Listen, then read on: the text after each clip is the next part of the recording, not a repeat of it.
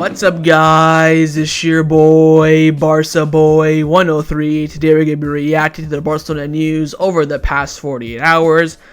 Morning after the Vallecano match, I am still fuming if I'm being completely honest, but we're gonna talk about some news. Firstly, return of Lionel Messi. Of course, he had the dinner with Busquets, Jordi Alba, and Pepe Costa a few days ago. We're going to give you guys all the latest updates on that and how close are we to a Messi return, and also is there an agreement between Messi and Barcelona as well. Also going to talk about the reinforcement this summer. First, in the striker position, how Barcelona now have a list of striker reinforcements they want to go for this summer. That includes Vitor Roque, Pierre-Emerick Aubameyang, Marcus Thuram, and also Roberto Firmino. We're going to discuss each player's situation and how close they are to joining Barcelona. What's the realistic chance they have to sign for the blaugrana this summer, and also how Barcelona want to sign a top left winger as well. And there is discussions of a possible Ferran Torres, Yannick Carrasco swap deal. Crazy. We're also going to talk about, of course, options at right back as well. Are Barca going to sign a right back this summer or not? Do they prioritize that position?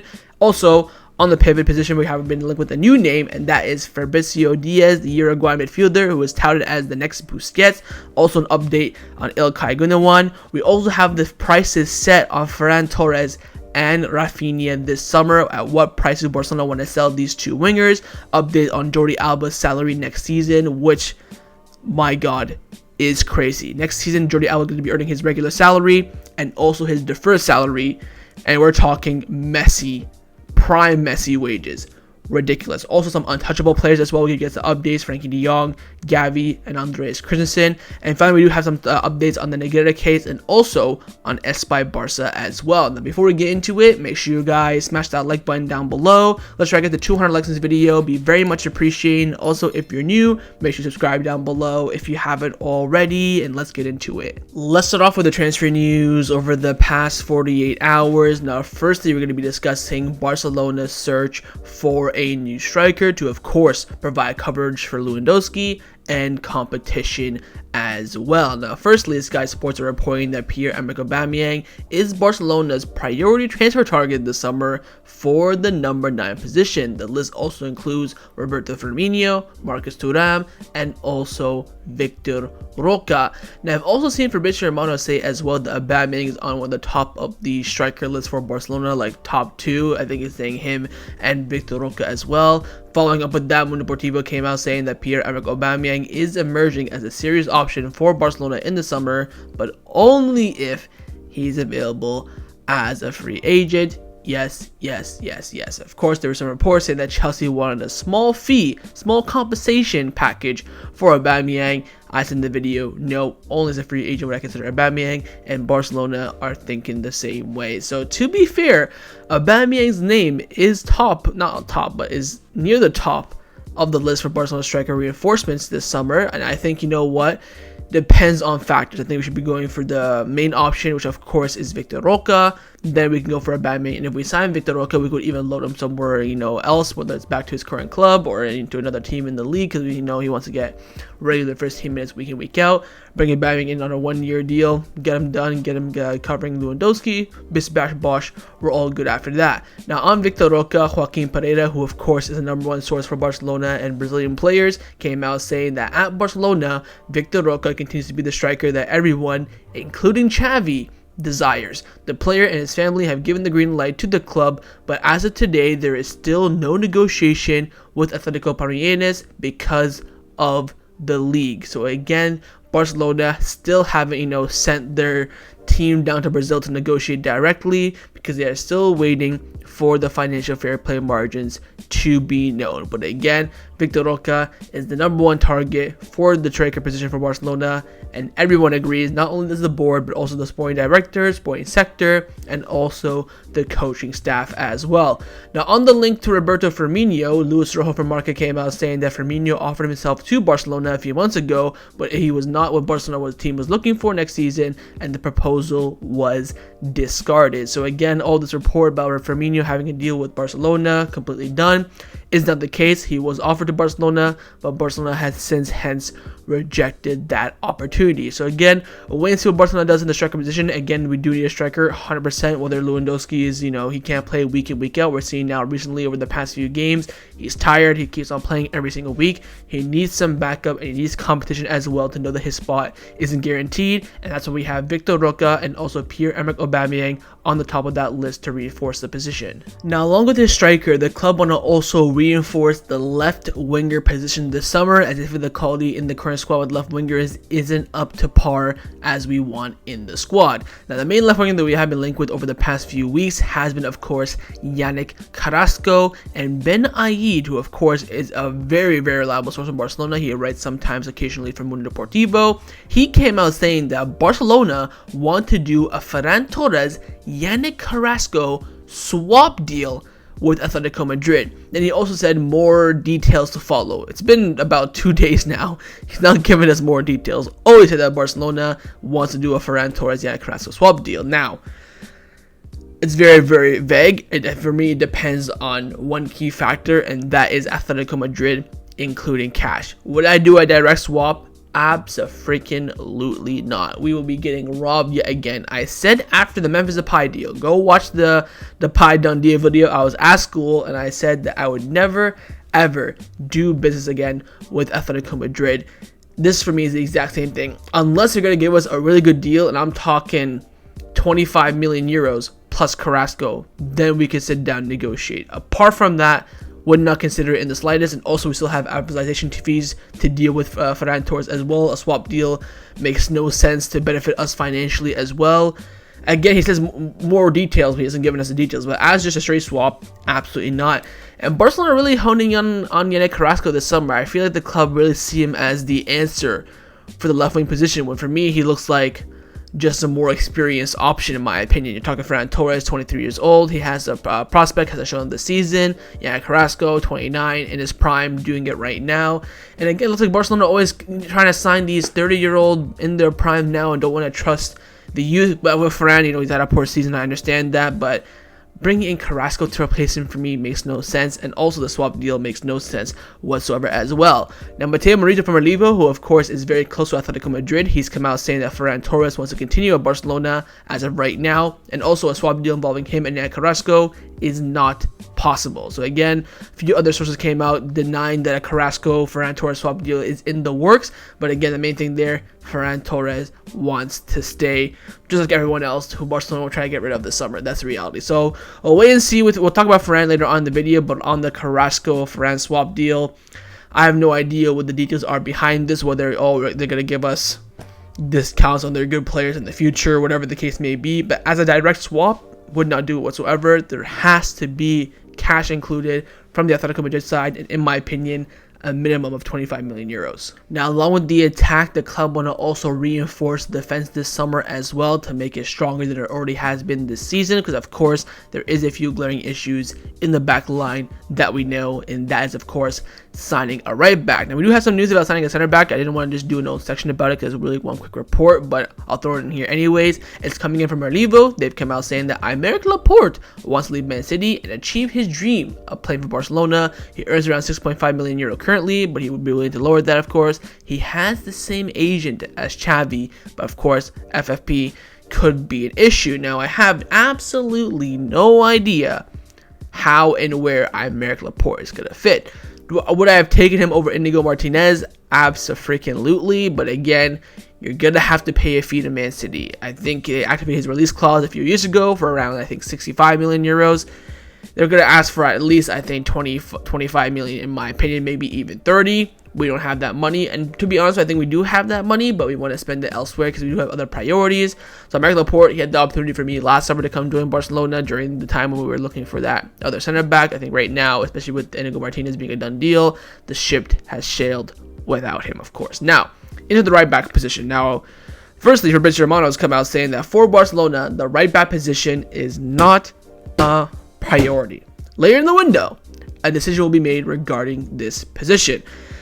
Now, also, Gabriel Sanz, Mundo Deportivo, came out saying that Juan Foyth's transfer is impossible. The player doesn't think it's going to happen because Villarreal are asking for his release clause, and that's it. They're not willing to negotiate. And there's also this report from Mundo Deportivo as well, saying that Barcelona want to sign a right back so that Koundé can start playing in his natural position as a center back, and Cancelo is a strong option. Now, that's mainly because that Man City don't really want him. Cancelo doesn't really want to go back. City might be open to a loan deal. I think Cancelo joining Barcelona this summer will only be possible if City will loan him out again, which I think at the moment, unfortunately, is very, very unlikely. Now back to this. I mean, I'm praying that yesterday's game against Vallecano opened the eyes of both the board and the sporting sector of how badly we need a right back. I saw a report saying that, the club says, Koundé can play there, Araujo and Roberto, they're all shit at right back. Araujo can do a job against Vinicius, fine. That we played Madrid twice in a season. What about the other 40 games? Koundé, again, can do a job there. He is not a natural right back. I'm kind of hoping now Koundé goes to the club saying, yo, you promised me that I'll be playing at center back with Araujo, and I have not. I've done that, twice this season at best, maybe 4 or 5 times? We need a right back, a natural right back. Roberto is shite as well, man. We're not going to progress. We're not going to become an elite team if our back line does not consist of a natural right back.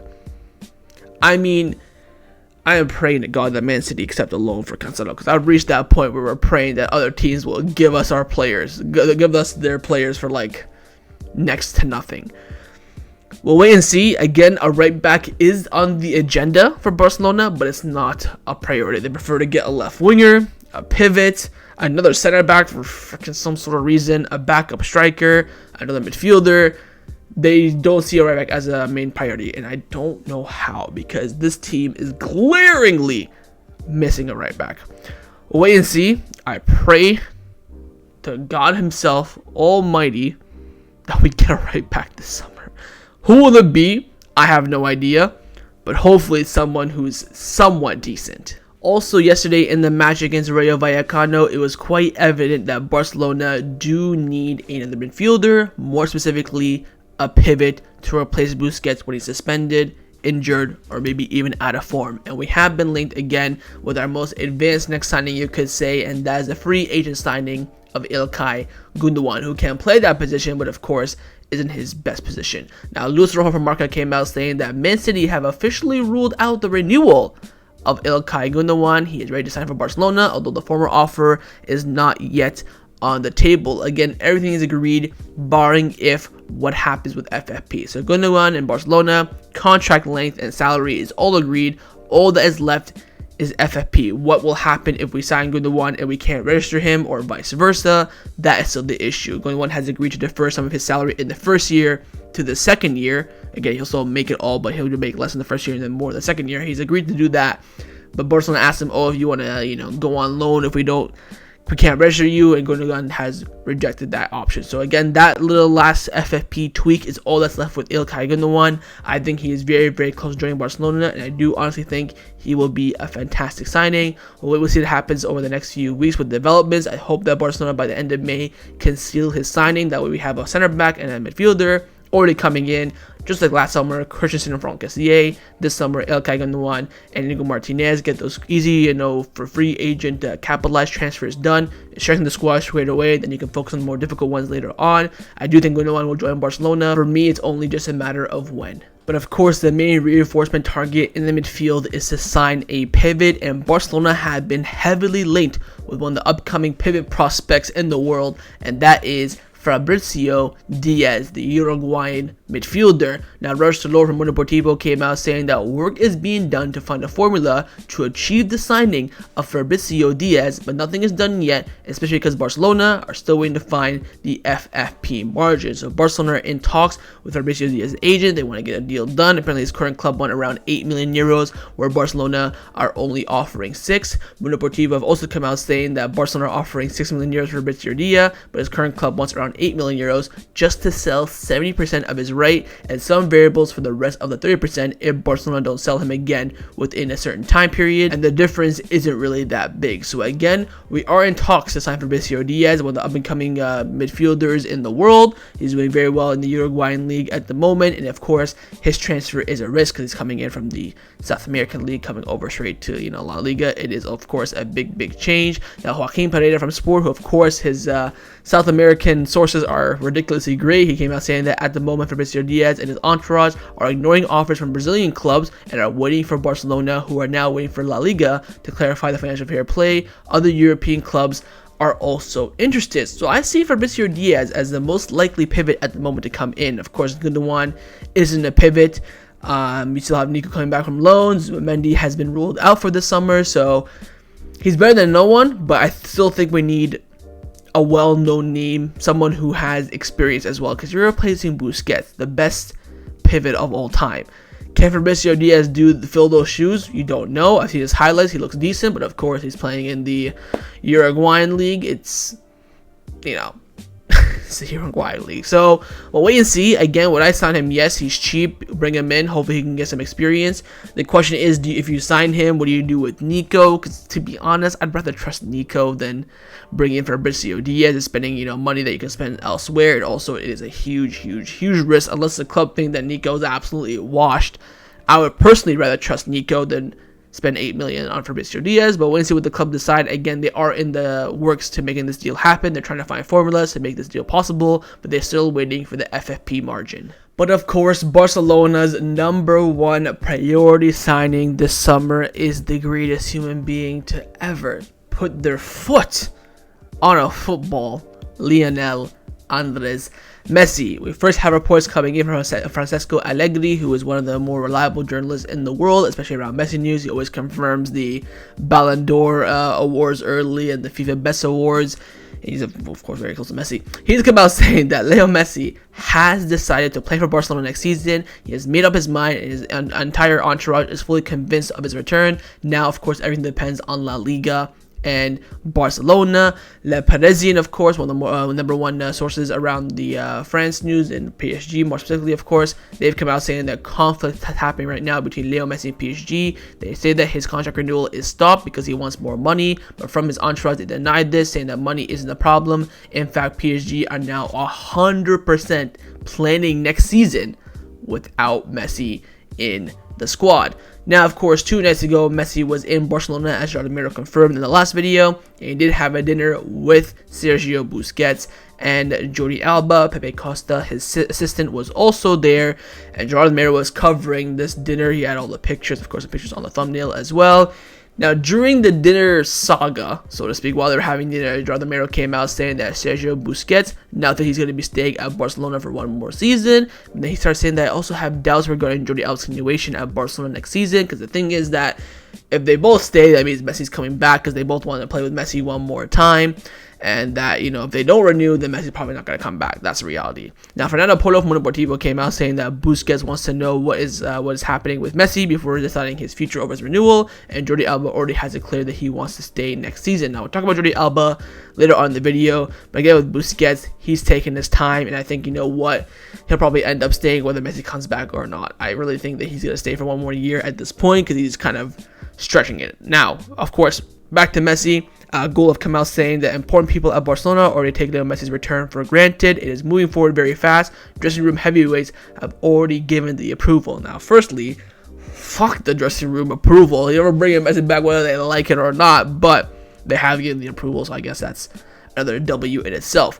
Now, TYC Sports, of course, #1 source for Argentinian news, they've come out saying there's about a 60 to 70% chance that Leo Messi will resign for Barcelona this summer. And finally, we got the report last night from Xavi Campos of Cat Radio. He has come out saying the agreement between Barcelona and Leo Messi is very advanced. It's almost complete with some details still to be closed. Messi's optimistic and confident that this time there won't be any problems with his registration. So again, the agreement between Barcelona and Messi is very, very close, and Messi's confident that this move will end up taking place.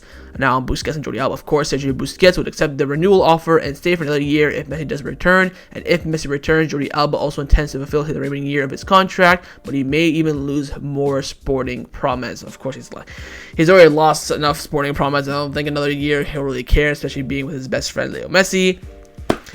Again, I'm not getting excited until I hear what's the news. Once I see on Twitter breaking news, La Liga approves Messi formula, that's when I will get excited. Now, Barcelona and Messi themselves are both optimistic that La Liga will give the green light. They're very confident they'll give the green light, but until that news comes out, I'm not getting excited. But I am getting a little excited. I'm not gonna lie.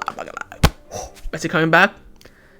Jiggle me timbers. Now, more on Messi. We have some reports about the old La Masia turning into a Messi museum. AS have come out saying that Barcelona are in talks with the company to convert the old La Masia building into a high technology museum dedicated to Leo Messi. It will generate great income and also be a sign of affection from the club towards La Pulga. This would be very, very sick. And also, like the report says, generate more revenue for the club. You invest like what, a couple million to build it. You charge people $30 or 30 euros to enter it. You get to see Messi wax sculpture, Ballon d'Ors, iconic goals, all this stuff. I mean, I would pay it, and a lot of other people would pay it. And also you have that homage to Lionel Messi as well. So this would be a great idea, but I think this would probably be down the line, I would say. I mean, we got Espai Barca going on right now. I think it's a bit too early to think of spending money elsewhere. I think, once 2026 Espai Barca is done, then you can do it. But if you want to do it now, generate more revenue, that's all right with me as well. So we'll wait and see with Leo Messi. Again, just more and more positive signs each and every passing day. The roads are clear. The roads all lead to Football Club Barcelona. Let's now discuss the players who have been rumored to leave Barcelona over the past 48 hours. First up is Marcos Alonso. Now, don't get too excited. I fell for the trap. Don't get too excited. John Miro came out saying that Barcelona met with Alonso and his agent a few days ago to evaluate the offers for the player. It does not mean that Alonso will leave definitely, but it was simply in discussion. So a few days ago, Mateo Edeman met with Alonso's agent to analyze the offers that Alonso does have this summer. Now, the fact that Alonso has offers this summer is already a big plus in my eyes. I saw this and I'm thinking, if we renewed Alonso 2 months ago and sell him like for $1 million or $2 million, that is a masterclass beyond belief. But unfortunately, it's not the reality. Juan Martin came out saying that sporting management and coaching staff count on Marcos Alonso for next season. The player wants to continue, and all parties already know their willingness to continue together for at least one more year. It is what it is. Hopefully next season he'll have no more than 15 appearances. I mean, hopefully we're not relying on him like we did this season. But I don't know why Xavi's so adamant to have Alonso. I mean, he is not washed, but he's just not fit. The man is so slow. He put one masterclass against Madrid, and that was it. His pace is just so evident. Like on counterattacks in the league, and especially in Europe, he will get done so easily. But it is what it is. Just keep this in mind though. Let's say we sign American Laporte, we're gonna right back. Maybe Alonso won't be happy and he'll ask to leave. I think if he asks to leave, the club will be like, yeah, go ahead, same with Xavi, but they would want him to stay. So I think it comes down to him. If we can, if he hopefully gets the urge to sudden leave, especially after we make some signings, it could be an option. Because the fact that they're analyzing offers means, of course, there's offers on the table. So wait and see with Marcos Alonso. Again, there could be the option for him to leave, but again, Barcelona and Xavi want him to stay. Now, Barcelona are planning on selling players worth 100 million euros this summer to, of course, comply with FFP and trim the salary bill as well. The main options to leave are going to be forwards, Ferran, Torres, Ansu Fati, Raphinha. The question has always been, what will we sell them for this summer? Now, if we do have the set prices for Raphinha and Ferran Torres as well. Now, Javi Miguel from AES came out saying that FC Barcelona have set the price for Ferran Torres 25 million euros. He will be sold if an offer around that comes in. So there's a price for Ferran, 25 million euros. We bought him for what, 55 last 2 Januaries ago. I mean, you're taking a 50% hit. It's pretty bad, but honestly, I think for what's happened for Ferran this season, it's still a fair offer. Like, if we sold him for 25 million, I would not be upset. That's why I asked for, if we're doing a Carrasco Ferran swap deal, I'd ask for that money on top of the swap as well, because Ferran still has way more potential. I think that potential counts for the 15 million euros as well. And with the swap, you need amortizations for the financial statements. And there also are reports that Xavi highly values Ferran Torres' attitude and his tactical obedience. He still can continue at Barcelona, and I honestly don't rule it out either. He's been alright the past week or so. Barcelona have scored only 1 goal in our past 5 games. It was Ferran Torres. So I mean, you could say he's on form, so to speak, but I think this summer it will depend on the offer. Again, still hearing that Ferran Torres wants to stay and blah blah blah, but 25 million euros is the price for Ferran Torres. You're probably thinking now, move on, Barca boy, what's the price for Raphinha? Javi Miguel from AES came out saying that Xavi does not contemplate the departure of Raphinha only if an offer greater than 90 million euros could change the plans. Technicians consider that there are very few top level wingers on the market, and they're also very expensive. So 90 million is the price for Raphinha. We spent 70 last summer to get him from Leeds, 20 million euro profit. Honestly, if someone's crazy enough to bid that, fair enough. I think the club is making this known, saying that Raphinha, we don't want him to leave, we want him to stay, but everybody adds their price. So 90 million, I mean, if someone bids 90 million, of course I'd accept it. I think the only club in the world that's crazy enough to do that is Newcastle. I don't think anyone else would do that. I think Arsenal might bid like 40 for him, maybe 50. Which I think is probably a fair price, but of course, I wouldn't sell Raphinha this summer either. I think he's done enough this season. I think he's on par for 10 goals, 10 assists. I think he already has 10 assists. Maybe he's on like 8 goals. So you're getting 20 goal contribution from him, but from his first season at Barcelona, I don't think that's too bad. I think that's on par with the numbers that Neymar did as well. Not comparing him to Neymar, but just saying, hypothetically speaking. So it ain't bad, but I think, again, all roads for me, in my opinion, are pointing to Ferran Torres and also Ansu Fati, whose price was already set a few weeks ago at 40 million euros. If you sell Ferran and Ansu, you're looking to get around 60. Then you still need another 40 to get to that 100 million that we do need. So it's going to be quite the brazy summer. I think people are going to get sold that the fans will not be happy about, or that the fans will not all be in agreement to sell. So let's watch this space. The club need to earn around 100 million euros of revenues, and slowly but surely, players who are on the market, their prices are being set. Now, in my opinion, the easiest way for Barcelona to earn revenue this summer is to sell the players that are currently out on loan. For instance, Abdi, Nico, Serginho Dest, Collado, and also Clement Lenglet. According to some reports at the moment, not too reliable, but Barcelona are in negotiation with Tottenham Hotspur to sell Lenglet for around about 12 million euros, which honestly is not bad. We paid, I think, 30 for Lenglet, so getting at least 10 back for me after the shit that he's been is decent. Now, Sporto come out saying that Sevilla will get 1.5% of a hypothetical transfer fee, which Barcelona are expected to receive for Clement Lenglet in the summer. So, for example, if he sold for around 12 million euros, Sevilla would receive around 180,000 euros. So, we only get we have to give up 1.5% of any transfer fee that we do have for Lenglet. To be fair, if I was pity, I would sell Lenglet for 12.18 million, but Barcelona are not going to really do that, let's be fair. So, Lenglet, hopefully we can sell him this summer. He's done alright for Tottenham. He hasn't been, shite. He's been quite decent. Every time they got battered, 6-1 at Newcastle, the other defeats they had, Lenglet wasn't in the squad. So, Lenglet is the head of their defense. So hopefully that's the case. I think 12 million euros is a great price for Barcelona. I think it's also fair for Tottenham to receive a center back that they want for a good price as well. Let's hope that Barcelona can sell the loan players this summer, not only Lenglet, but also praying for Serginho Dest, as Collado, maybe even Nico and Abdi as well. Now, a player at Barcelona who's in the most difficult position, in my opinion, at the moment is Jordi Alba. Of course, Jordi Alba has 1 year left on his contract. It will expire in 2024 and is currently set around 200 to 250,000 euros per week.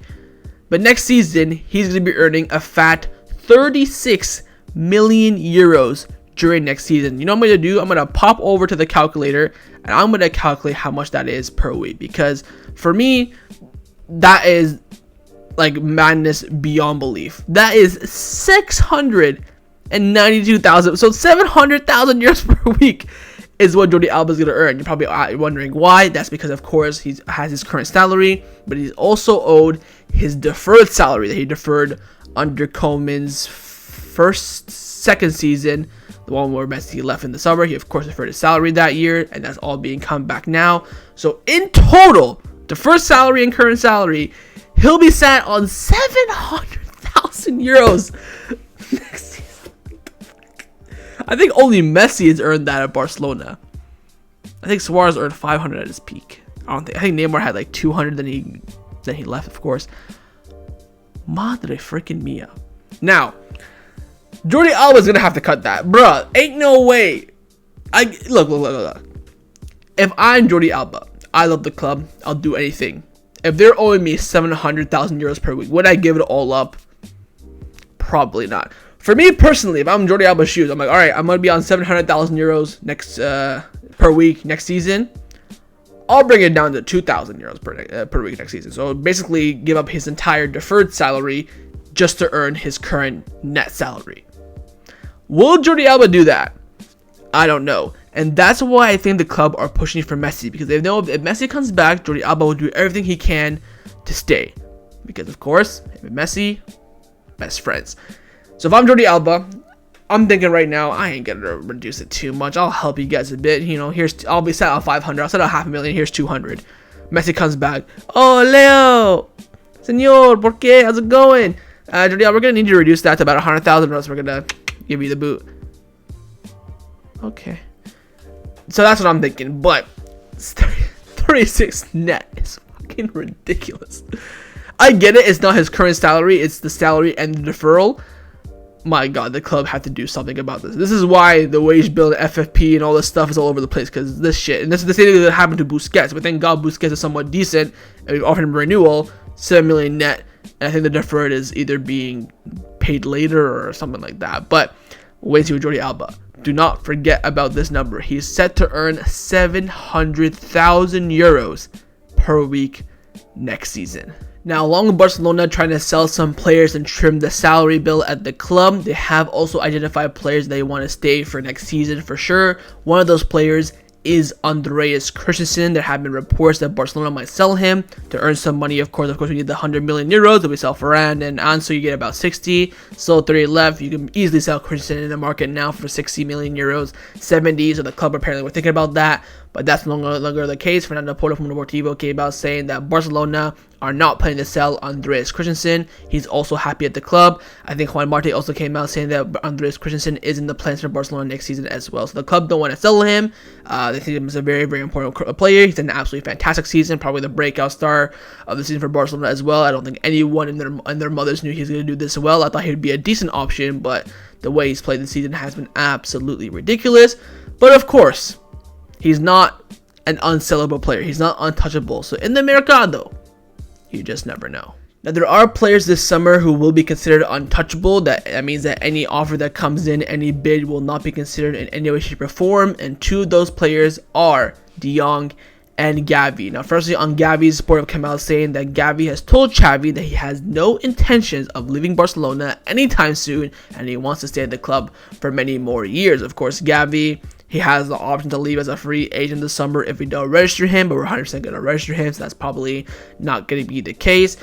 I'm still pissed off at him because he cost us a goal yesterday with his freaking not tied shoes, which is still rent free in my head. But again, Gavi, fantastic player, fantastic prospect, one of the best midfielders in the world. I think he's at least top 20 in my opinion. He's up there. He's been fantastically well this season, and he's untouchable alongside Frenkie de Jong, who Miguel has come out saying that Frenkie de Jong is untouchable for Xavi in the summer market. Again, de Jong has been pivotal for Barcelona this season. We tried to sell him last summer. The board, Xavi, everyone has come out since and said they have regretted it, and he will be staying at the club this summer. But hopefully the club can try to get a salary reduction for him, because he's on 400,000 a week. You talk about Jordi Alba being on 700,000.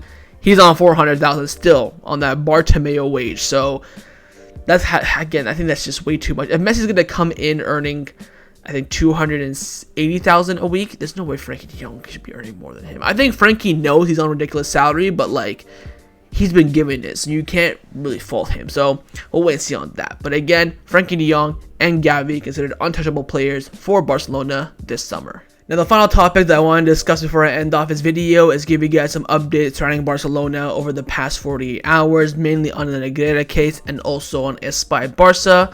Firstly, on Negreira, Mundo Deportivo came out saying that in the recent meeting between Barcelona and UEFA, Laporta explained to Ferran that Barcelona have never tried to bribe referees and there is no irregularities. The only request reports on referees, which is very common practice. Laporta also said that he won't make any sense to pay referees with invoices involved. Again, PK said this already 2 months ago. UEFA asked the Spanish Federation, RFEF, about the refereeing appointment system in Spain and what role Negreira did have, to which RFEF replied that Negreira did not have any decision-making capacity whatsoever. Following the feedback received, there is now total satisfaction and positivity at Barcelona, and UEFA, like FIFA, will not take any steps until federational jurisdiction does end. So again, UEFA and FIFA are happy with the Negreira case. What we freaking do? I mean, just open your eyes and you can see the situation that we're just being shafted. You hear referees in Barcelona, oh, they pay the refs, oh, blah, blah, blah. I saw yesterday as well, not yesterday, yeah, was it yesterday? 2 days ago, when Girona beat Real Madrid. The market headline was like, the Negreira League strikes again, or something like that. Madrid media is ballsy, fair enough to them, but they just come out with ridiculous crap with no... if I was in Madrid, I could do a story. Why Yerry Mina is the best signing of all time for Barcelona. They would publish it. They really, really would. Anyway, so with Negreira, we'll have to wait for the federal jurisdiction to end. Of course, court case that Laporta talked about in his Negreira press conference, I think it was a week ago or so. So that's no surprise there. There have been a lot of development recently, though, about Espai Barca. The funding has been approved officially. 1.45, I believe, or 52 billion euros will be implemented to Espai Barca, and here is the timeline for the project. So, of course, end of this season, the last game of Espai Camp Nou against Mallorca, I will be there for that game. June 1st, Espai Barca project starts with the demolish of the third tier of the stadium, and then 2023 in August, Barcelona will start playing their home games at the Montjuic Stadium with a capacity of 49,000, I think 472. That was the number that has been confirmed. They will request the Spanish Federation to play the first 3 games of the Liga next season away from home, and of course, Madrid asked for this twice, and the Spanish Federation said yes. So they say no to us. You'll see really the favoritism where it's at. Then November, a year later, 2024, Barcelona returns to Spotify Camp Nou, coinciding with the club's 125th anniversary. The capacity at that time will be around 70,000, and the roof won't be there at this moment, but the club store and museum will work with full capacity. And then 2026 in June, the end of the Espai Barca project, Spotify Camp Nou capacity rises to 105,000. Now with the Montjuic, apparently all the season tickets will not be transferred. You're going to have like a year pass, and they're apparently more expensive than the season tickets. So the local Sochis and the local culés have been shafted in that sense. I don't know how fans from abroad are going to be able to come to a stadium that has 49,000 capacity. Keep in mind, we've been averaging like, I think our lowest attendance this year was 66. That's on a crappy day. I think on average, we've been averaging around like high 70s, low 80s. So I'm personally expecting sold out Montjuic every single match day, if I'm being honest. If we're being, very serious with ourselves, we should be selling 49,000 with nothing. If we have a Catalan Super Cup at 49,000, it should be sold out. So again, it's going to be weird next season. Messi back and all this stuff. Great squad. Hopefully they make the right signings. And we're going to be playing at the Montjuic with a track that's separating the track and the fans as well. That's going to be very, very weird as well. But it's all part of the process. All part about developing Barcelona and making it the biggest club in the world. So that was my reaction to the Barcelona news over the past 48 hours. Hope you guys enjoyed this video. If you did, make sure to leave a like, and of course, leave me your thoughts down below in the comments on everything we discussed. The main one, firstly, of course, is on Lionel Messi's return. Do you believe that La Liga will give the green light or not? Secondly, on the Carrasco, Ferran, Torres possible swap deal. Would you do that deal? And also, what implications would you put for that operation to be successful? Thirdly, striker options, who would you go for? If Vitor Roque fails through, would you go for Marcus Thuram, Aubameyang, maybe even Roberto Firmino? And lastly, your thoughts on Fabricio Diaz being followed by Barcelona and how formula is being made to sign him. Would you go for him or not? Would you spend the money? Would you trust Nico instead? Or just have Busquets by himself for next season? Please don't choose that option. And of course, make sure to subscribe down below if you haven't already. And I'll see you guys next time on the channel. Take care and Forza Barca.